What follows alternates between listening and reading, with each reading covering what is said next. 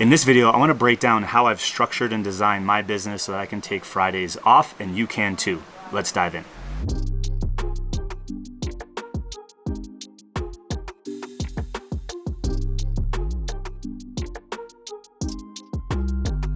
Hey guys, Greg Hickman here, founder of Alt Agency, and we train and coach agencies and service providers on how to systematize and scale. And like I said, I want to break down some things that I've done in my business over the last year and a half that have allowed me to take pretty much every Friday off to do the things that I love doing. You know, in this case, I'm up here in our condo in Steamboat, Colorado, and I am mountain biking, and the business is still running. Now, for some of you, this might seem like some sort of utopia, but it's really not that challenging. It's not that difficult and very possible for you. So I sat down and I thought about all the things that really made a big difference for us in our business that allowed me to take every single Friday off for the last year and a half and not have really any negative results on the production, the client results, the growth, and or scalability. In fact, we've actually had our best year ever, and we've been growing faster than we ever have, and I've still been taking these Fridays off. So I wanted to share some of these key things with you and show you how you could potentially apply them in your business. So principle number one is to undo the me model. Now, as you heard, my business is called Alt Agency. It's not greghickman.com. It's not a personal brand. While I am one of the spokesperson or the main spokesperson for the business is intentionally designed to not be around me. And as it continues to grow, we bring on other expert mentors and trainers and coaches that are way smarter than me and have more experience in areas that I don't have experience in, that allow our clients to get the best of the best versus me trying to be a generalist and jack of all trades and learn all of these things. Because quite frankly, if there's someone that knows stuff more than me or better at certain areas that our clients need help with, I'd rather go get that person. So our long-term vision, is way bigger than just me. And I think when entrepreneurs get started, their vision starts out that way too, but then they get clients and they're responsible for the strategy, they're responsible for the sales, and they're responsible for the delivery. And they almost continue designing it in a way where that's what the clients expect, and they sell that they're going to get them. And that leads to a lot of challenges once you start to grow beyond the traction phase. It's great in the traction phase, but if you want to build something that can run without you, then you can't be the bottleneck in all of the core departments of your business. So for us, unlocking the me model, of the Greg model in this case, was really, really important. And so a handful of years ago, when we started the transition, we started going from one revenue stream, which was done for you services, to two revenue streams where we had our services, and we started packaging up our experience, our insights, our knowledge, our skills to sell that to our clients, because they didn't need the labor. They just needed to know what to do and the ins and outs of things we've been able to do for dozens and dozens and dozens of clients. So they were buying the shortcut. They were buying the roadmap, the intellectual property. So when we had that and we were making money two ways, we noticed that that side of the business was growing really, really quickly. And as I was able to package up my ideas and my insights into very consumable videos, and we had, group calls, and I taught other people on our team to deliver and support those ideas, clients didn't need me to get help. And that was kind of the beginning phase of undoing the me model. Now, whatever that looks like for you, I think a big first step, if you only have one revenue stream and you're the one is tied to every element of selling, delivering, delivering that, then you need to start thinking about how can you take those concepts, the knowledge and experience you have, and bringing them to the marketplace where you don't have to deliver them live and in real time, because you'll have another way to make money. And that will be the first step for you to undo the me model. And that's what worked for us. So if you want to actually learn the three key steps to doing this, in the description below, I put a link to a free training. It's about 27 minutes walking you through step by step how we made that transition and how you can too. Now, if you're enjoying this video so far, I would really appreciate you clicking that subscribe button and that notification bell, because we release a new video every single Thursday. So principle number two is that you need to add constraints to your goals. Now, like many in 2020, as I talked about, I had to take Fridays off because of our daycare being closed, and I was watching the kids on Fridays. So I was forced into a constraint that came to many of us. So you might be in the same boat. But when daycare reopened, I had a choice. Do I want to go back to working Fridays, or can I just keep this going? And so I sat down with the team, and I was really finding value in the fact that I was able to take Fridays off. The team didn't need me, and I was able to think about the future of our business while mountain biking or spending time with the kids, but I was not in contact with the team. So we decided to keep it. And what that forced us to do is, by having that constraint, it really helped me decide what to work on and what to stop doing, what to say yes to and what to say no to. And I find that many agency owners, many service providers, they just say yes to everything, and the scope creep, it expands and expands, and that's really the thing that's preventing you from growing. And so when we looked at my calendar, I realized that I had about 8 hours per week to dedicate to the core projects that we've identified in the quarter to hit our growth goals. I obviously still had all of my other obligations, managing the team, working with our leaders, sales team, things like creating content. I do some coaching for our clients. So all of that was within my Monday to Thursday. And by the way, I wasn't doing 10-hour days. This was just a normal 8-hour day, but I just stopped working Fridays. So by having that constraint of I can't work Fridays, the ability of things that I could even possibly handle just needed to be more specific and more focused. So 8 hours a week, we could move this business forward with Greg's, free time on that stuff. So it really helped me just work on the right projects. Now, I think for you need to ask yourself, how many hours a week can you dedicate and do you have available to actually work on the key things that are going to move your business forward? For some of you, that might be, creating marketing assets like webinars or lead magnets and starting to run paid traffic, or, maybe it's hiring certain people. Those things take time.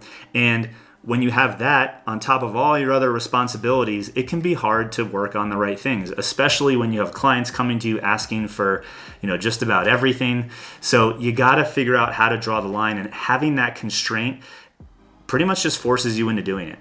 Principle number 3 is to theme your days. So I'm not working Friday, so Fridays are off. So I have 4 other days that are really dedicated to working on and in the business so that we can continue to hit our goals.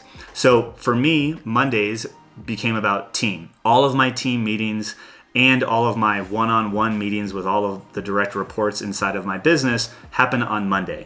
And it kind of leaves me with, a couple different pockets of time that allow me to start thinking about some content and really just plan the rest of the week. So pretty much all of Monday is team.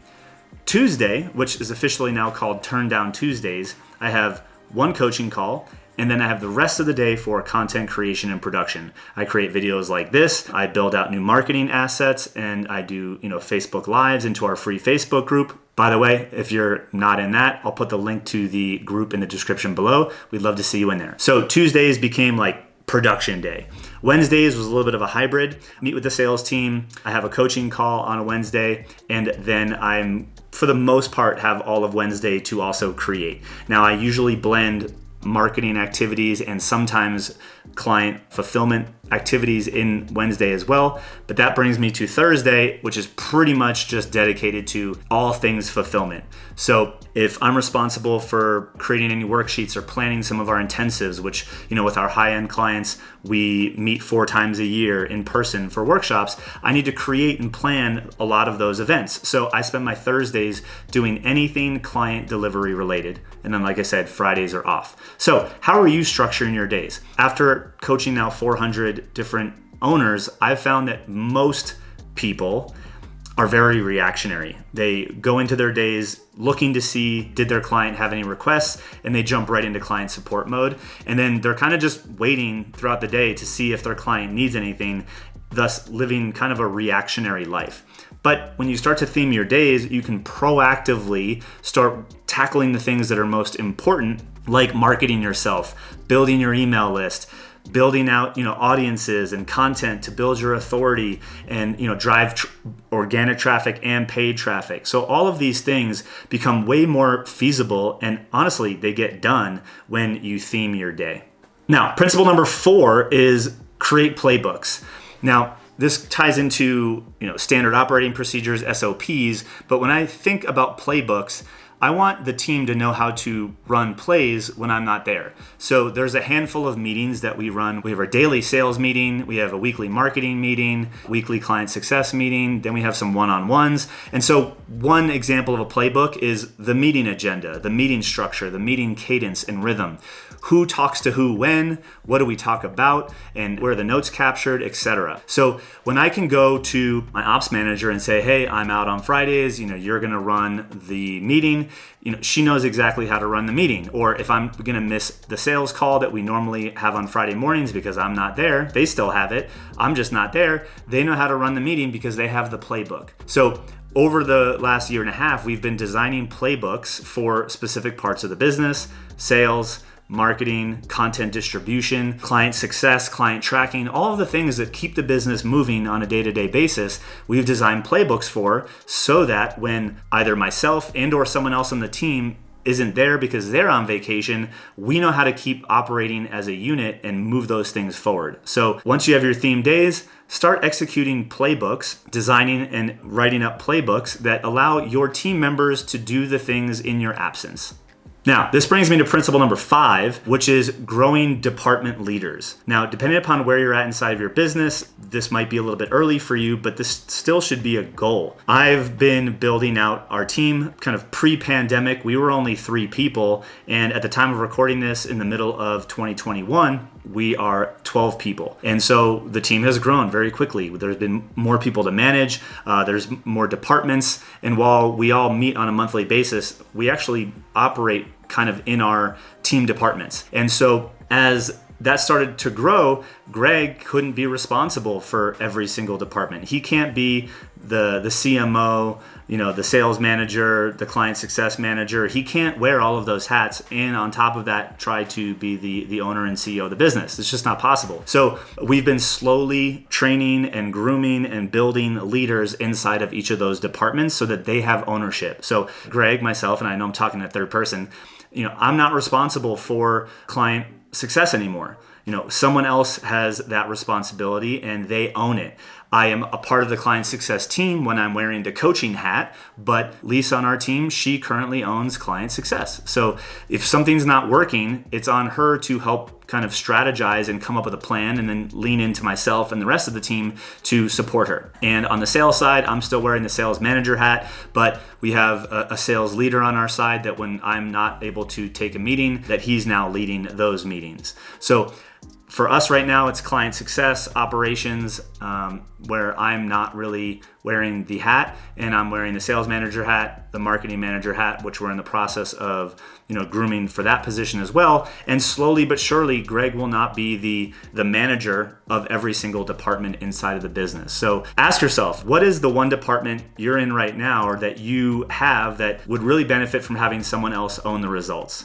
And I'm going to give you a hint. If you are stuck in all things, the tip is to remove yourself from fulfillment first, because then you can go focus on sales and marketing and someone else on your team can take the reins on being the client success director or the client success manager, and you will be shocked at how much faster your business can grow when you are not the point person for everything inside of fulfillment.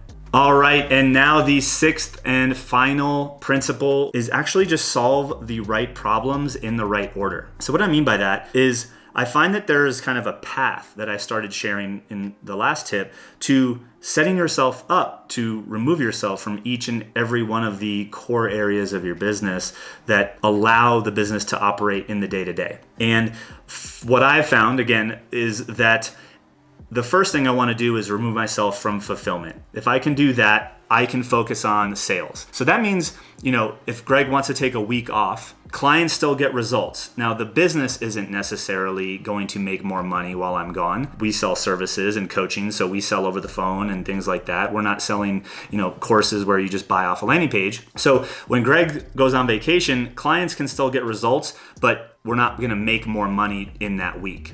So first step, get out of fulfillment, take that vacation. Second step is to start to systematize and automate your lead generation. And this is where jumping into things like paid media, Facebook ads, YouTube ads, Google ads to fill a marketing asset like a webinar or a lead magnet or a VSL will really help you because you can go on that vacation, clients will still get results, and you'll come back to a full sales calendar because your lead gen has been working. So part paid media, you can have, pre-batched content like videos like this where, you record in batch. So you have the next, 4 videos dialed in and ready to be published while you're out on vacation. Your videos and emails could all be scheduled and still go out. So your marketing, your lead nurture, your lead generation activities, if you start systematizing them and automating them where possible, you can come back from that vacation where clients are still getting results and you'll have, leads to talk to start selling again. So phase 3 then is to remove yourself from sales. If you design a sales playbook and make your sales process predictable, you can train somebody else to sell for you. So now when you go on vacation, clients get results, leads keep coming in, but now you can start making money while you're gone because you have other people selling for you. That's the path that I took and that I found most valuable. And really phase 4 is the optimization of the operations through all of those. So like I said, we have an ops manager. She runs a lot of these things and we can make money while I'm gone because there's people selling for me. We can get leads coming because we have now a media buyer and we have automated systems running our ads and, scheduled content, which is systematic. And we have obviously the coaching and client success team. We have people working on the core areas of the business that really are responsible for the day-to-day results and the day-to-day impact. So put together a plan and take that vacation after you get fulfillment, then start automating lead gen, then start removing yourself from sales, then the operations piece that's sort of woven throughout all of that is honestly going to be an ongoing process through and beyond $1 million in revenue a year. So a quick recap. Principle number 1 is undo the me model. Principle number 2 is to keep constraints or add constraints to your goals. Principle number 3 is to theme your days so that you're more productive. Principle number 4 is to deploy playbooks into your business so that others on your team can run with things while you're out of the office. Principle number 5 is growing department leaders. And principle number 6 is to solve the right problem in the right order by removing yourself systematically from the areas that are going to allow your business to not only sustain, but scale while you're not there. Now, I hope you found this video useful. Again, if you want the free training about 27 minutes long on the 3 steps that I took to unlock the me model, then check the description in the below and I'll see you guys in the next video. But in the meantime, I think you should actually check this video out because it's really good.